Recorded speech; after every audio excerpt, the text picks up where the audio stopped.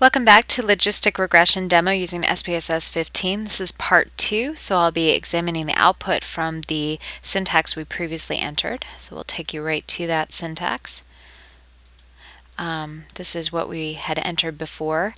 What I did change was just going ahead and using the interaction syntax built into the Logistic Regression program. And then you can run that using the arrow key. What you get up at the top here is just the syntax that it ran, so you can double check that if you want. You also receive a case processing summary, so you can analyze whether or not you need to do any missing data analyses or how much of your data was excluded from the current analysis. In this case, we have no missing cases, so that's good. And you can also see here how your dependent variable and your categorical variables in your predictor model were coded. And it's a good idea to just double check that and be sure it was coded the way you thought it was for ease of interpretation. Otherwise it can be confusing.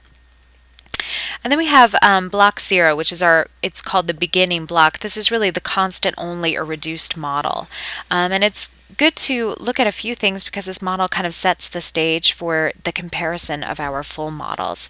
And what we have here in the classification table, first of all, is our observed versus predicted values, and using just the constant and based on the overall sway of our data, the model was just guessing that everyone did not attend treatment, and it was right 65.4% of the time. So we want to see what how our model can increase this correct percentage and differentiate between these two sides of the coin, basically.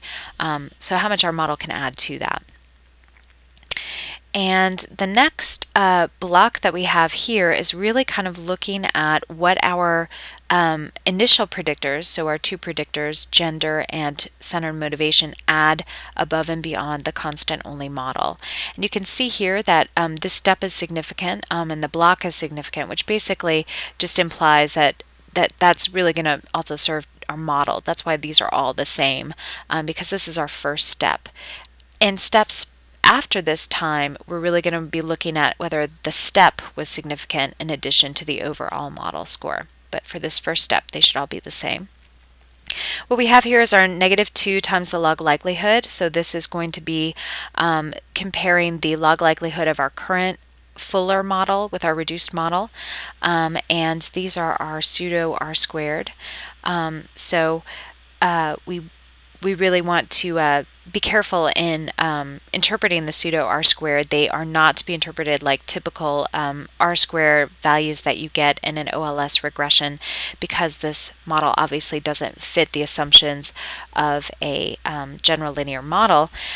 These were just approximations to the R-squared statistic that were created by statisticians just to have sort of that kind of parallel statistic to an R-squared, but they are typically pretty inconsistent with each other and often either overestimate or underestimate what an actual R-squared would tell us about the model. So these are to be interpreted with caution, although sometimes certain journal editors would like you to report them.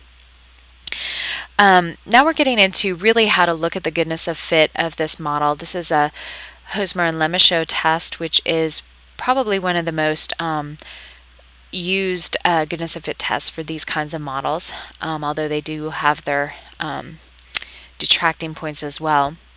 So what it basically does is it divides up our probabilities in our data set. Our probabilities can range from 0 probability to 100%. And the 0 is going to be more towards the end of did not attend treatment, because that's our 0 value. And then 100, or this is covering our 10th decile from 90% to 100%, is going to be closer to our attending treatment.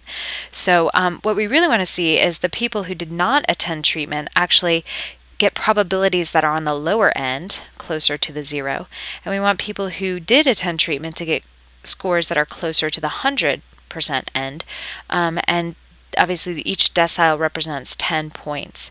So if that's the case and you have a pretty good fitting model, you're going to have a non-significant Hosmer and Lemichaud test, because it's going to be looking at the difference between the observed number of people who fall into that particular category and the expected.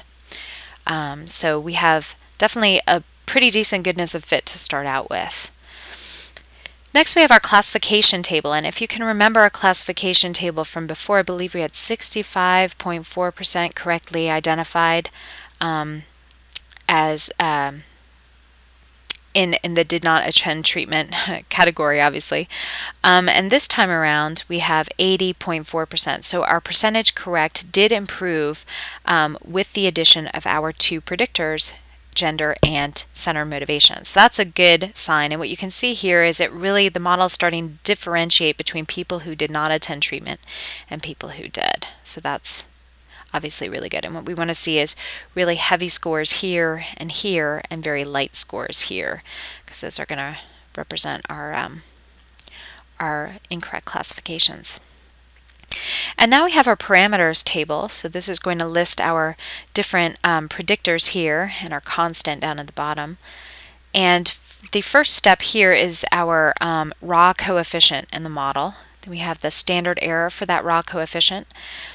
And the wald test, which is sort of like a z-test or a t-test that we typically see in the OLS regression estimation. And this will tell us whether or not these particular predictors were significant predictors in our overall model. And here, the EXPB is really just saying exponentiated raw coefficient. So this is going to be our more interpretable odds ratio that we've come to depend on. And with an odds ratio, what's important to remember is scores between 0 and 1 are going to indicate an inverse relationship between the predictor and the outcome variable. Scores right at 1 are really going to indicate no real relationship between the predictors and the outcome. And then scores above 1 are going to indicate a positive relationship between the predictor and the outcome. So here what we can see is because we know that this particular variable is the reference group is women and the primary group is men, we know that men tend to show lower probability or lower odds of attending treatment. And this is our 95% confidence interval for those odds ratios. And for motivation, on the other hand, which is also a significant predictor, it tends to be that people, for each 1 point increase on your centered motivation score, your odds of attending treatment go up by 4.691 times. So that is actually pretty good, although what you always need to consider in interpreting the odds ratios are really the scaling of the measure at hand, because remember, unlike with OLS regression, this is really for each 1 point increase on the scale. Next we have the classification chart. So this will show us how our cases were classified, and what we really want is the D's here are the did not attend treatment people, and the A's are the attended treatment people. We really want the D's to pile up close to 0, because if they did not attend treatment, they should be a 0 in the observed data. So we want them to pile up here, and we want the A's to pile up closer to the 1. What you can see here is it's really kind of splitting well. That the D's tend to be piling up nicely at the 0 end.